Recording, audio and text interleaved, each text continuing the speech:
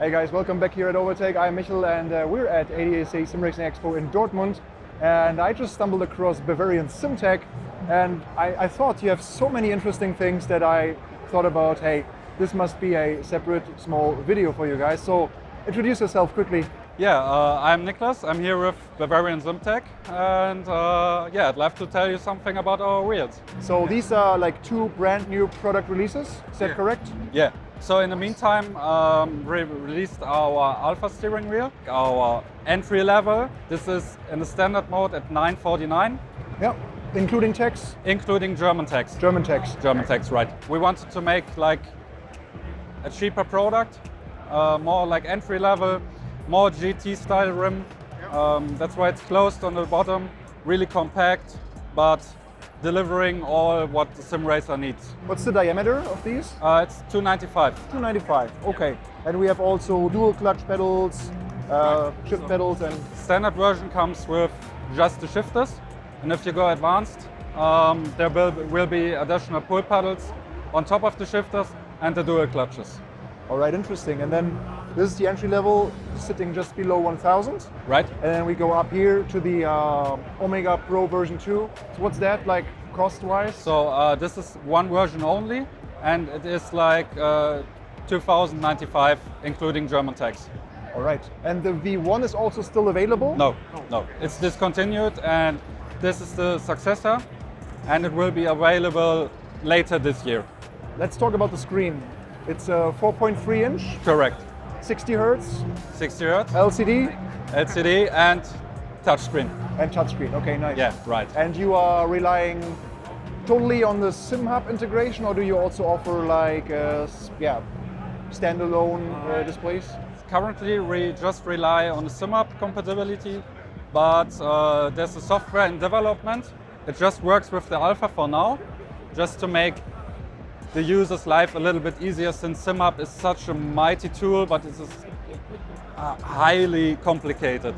But currently, yes, SimHub only. As we just tested the new ASATEC flagship, the Invicta Formula button box, I just stumbled across also a comment that asked us, hey, the tactile feedback of those shift pedals with BavarianSimTec is so superb, and I have to admit it's just really good.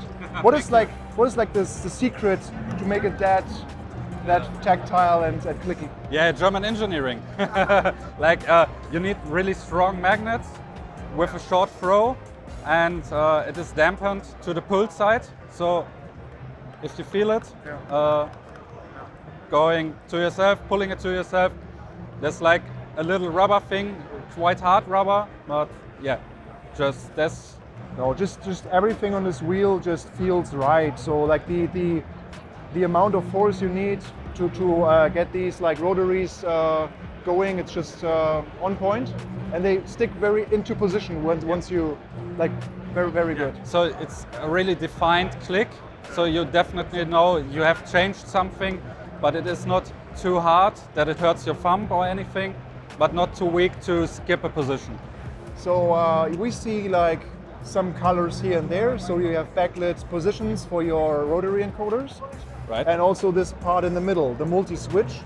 So we can change like different settings. And this one in the middle is linked to this one, right? So you can change different, like some, for example, in-game volume, and you could just change it there. Yeah. So this is actually linked to two thumb encoders. What do you mean? I showed you on the Alpha. Yeah. So on the Alpha, these two are linked.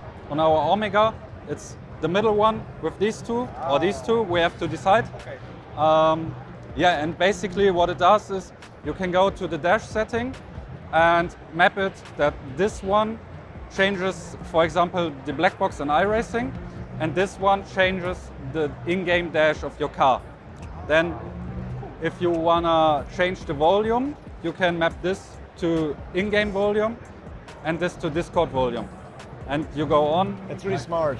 Fuel, 1 liter, 5 liter up and down. That's really good. So far I use a Elgato Stream Deck Plus, just to like have a bit of volume control and some functionality here and there. You can use also an iRacing plugin, but this wheel makes this obsolete. Like you can do so many things. Yeah, so this is basically more inputs than you could ever need. And what's also what you said, a nice point are these two.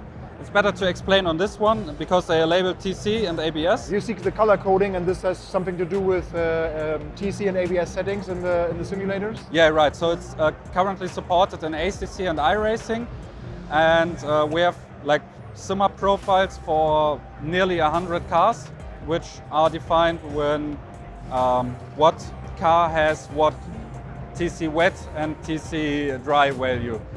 And it will automatically change when you change the car. So it displays, for example, 1 to 7 dry TC, and 8 to 11 is wet, and 12 is off. Something like that. And you can always see what mode you're in, what setting you need, and oh, it starts to rain, I need to go into the blue setting. Yeah, and we got on both wheels the ref lights, 3 flag lights, all seamless integrated with SimHub, so always fitting to the car you choose in ACC and iRacing. It's so important because sometimes when it's not set up correctly, you have so many cars where in ACC, for example, you switch cars and your shift light is just messed up. Yeah. Yeah, right. And that's something we're not fine with either. So we went a long road. It's a lot of work. Yeah, it is. It's actually in this middle part, like only the software. There went so much work into it to make it work so seamless that if you order the wheel, you can basically just throw it on your rig, download SimHub if you haven't yet, click add device, BavarianSimTec Alpha or then Omega, and you're good to go. Nothing else to do. So it's like easy to set up even. Yeah, it's like from box to driving experience. If you really rush it and want to, 10 minutes. Yeah. That's quite interesting, and you would probably need the SimHub subscription to get the better refresh rates and stuff. But I think you definitely should go and buy the beta or the Pro SimHub version just to support this guy. It's a one-man army, and it's like that cheap. But it will work with the standard SimHub version also. But if you spend that amount for a wheel, you probably have the money to support the SimHub guy. If you go with the Omega Pro, the upgraded SimHub version is recommended just because of the screen, that you unlock the full 60 Hz. Yeah, cool.